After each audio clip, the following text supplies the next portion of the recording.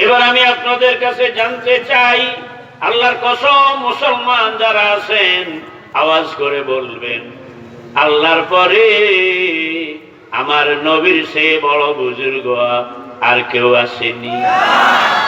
আমার নবীর সমান বুজুর্গ আর কেউ আসেনি। সেই আমার নবী যদি 70 বার দোয়া করার পরও মুনাফিকের ক্ষমা না হয়, নবীজির গায়ের জামা দিয়ে তারে কাফন পরানোর পরও যদি তার কবরে জাহান্নামের আগুন যদি জ্বলে, তাইলে এই জামানায় কোন এমন বুজুর্গের মুরিদ হইবেন, কোন বুজুর্গের দলের সদস্য হইবেন যার দোয়ার বলে আপনার আর আমার কবর আযাব মাফ হবে, জাহান্নাম মাফ হবে? যদি আল্লাহ না করুন মুনাফিকের মধ্যে আমাদের কারো নাম হইয়া যায়। কোথায় কি বুঝতে পারছি না?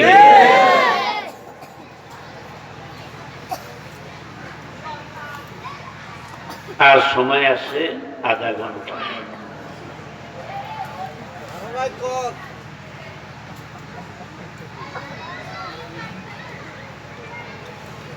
বন্ধুরা আমার, এবার আসুন, আমার আল্লাহ বলছেন মুনাফিকের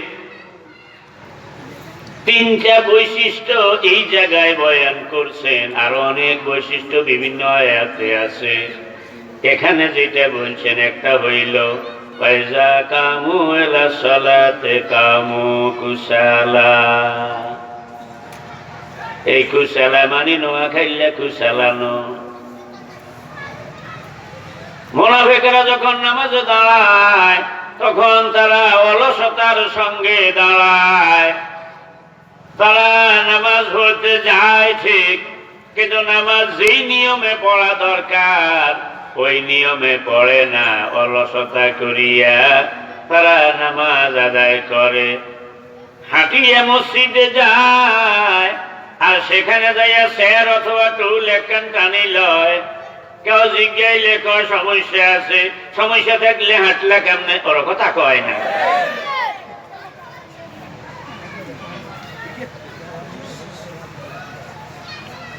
আপনাদের এই এলাকায় মানুষ কি বসি বসি হাসে?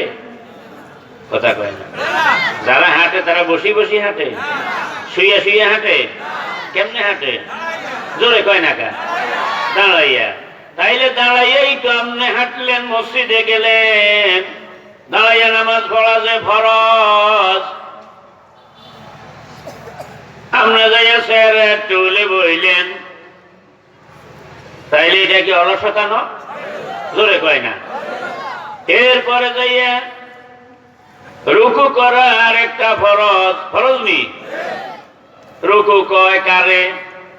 2 পায়ের উপর খাড়া হইয়া মাথাটারে ঝুঁকাইয়া 2 হাতে 2 হাঁটু ধরা, তার নাম রুকু করা। যদি দাঁড়াইতে পারে তাইলে এইভাবেই হয় রুকু, ওর কথা কয় না। এখন যে মেয়ে স্যারে টুলে বইয়া রয়েছে, রুকুর সময় 2 পায়ের উপরে খাড়া হয়েছে নি? জোরে কয় না। তাইলে এটা কি অলসতা নয়? এরপরে রুকুর পরে খাড়া হওয়া লাগেনি? মালিকি, শাফি, হাম্বলি 3 মাযহাবে বলছে ফরজ, রুকুর পরে দাঁড়ানো ফরজ। হানাফি মাযহাবের আবু ইউসুফ মুহাম্মদ দুজনে কইছে ফরজ, শুধুমাত্র ইমাম আবু হানিফা একজনে কইছে ওয়াজিব। তাইলে 4 মাযহাবের মধ্যে 4 মাযহাবে কয় ফরজ আর একজনে কয় ওয়াজিব। তাইলে হাতে যে বই রইছে খাড়ায় না, তাইলে এটা কি অলসতা নয় কি?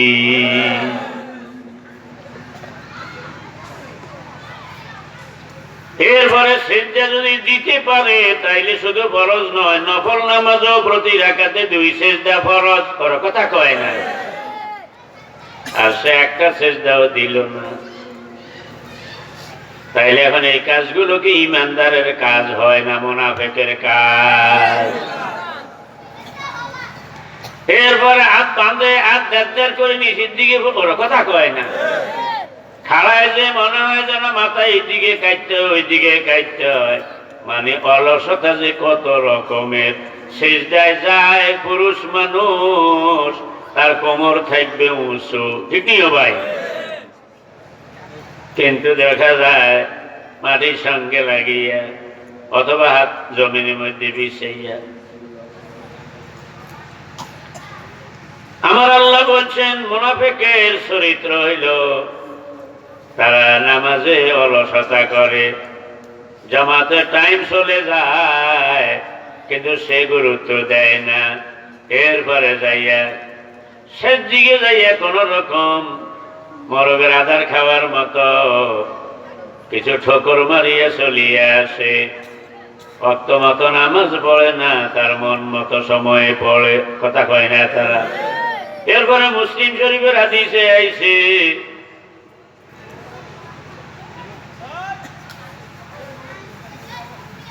মা ইয়াতাকাল্লাফু আনহা ইল্লা মুনাফিকুন মালুমুন নিফাক। কোন পুরুষ জামাত থেকে দূরে থাকে না কেবলমাত্র তারা ছাড়া যারা স্পষ্ট মুনাফিক। নাউজুবিল্লাহ কয় না? স্পষ্ট মুনাফিক ছাড়া কোন মুসলমান পুরুষ জামাত থেকে দূরে থাকে না। খোলেন মুসলিম শরীফের হাদিস। তাইলে জামাত তরক করা যদি স্পষ্ট মুনাফিকের চিহ্ন হয়, তাইলে মোটেই যে নামাজ পড়ে না, এইবার বলেন সে কেমনে মুসলমান? কথা কি বুঝতে পারছি না?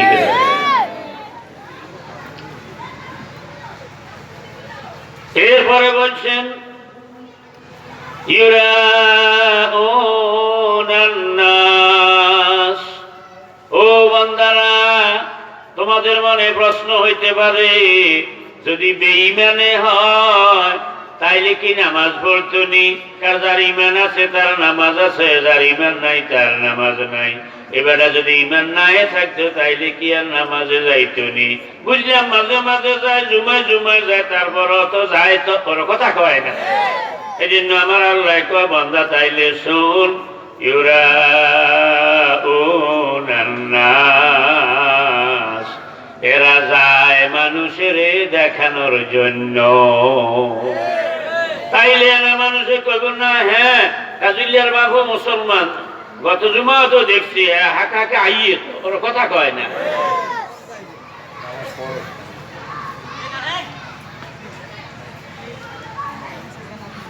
মোটাও না গেলে তো ইমাম সাহেব সহ আলেমেরা কইব জানাজা হবে না, কুচ্চার মতো ওরে খাতার মধ্যে রাখো। এই ডরে মাঝে মাঝে যায় দেখানোর জন্য। বন্দারে, তোরা না মানুষের মনের খবর জানোস না, আমি আল্লাহ তো জানি।